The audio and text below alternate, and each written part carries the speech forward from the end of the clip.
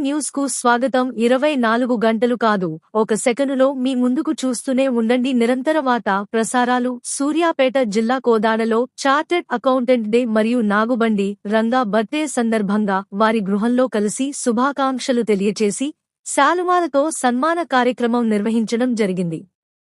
ఈ కార్యక్రమంలో వివిధ హోదాలో ఉన్న వాసవి క్లబ్ అధికారులు పాల్గొనడం జరిగింది.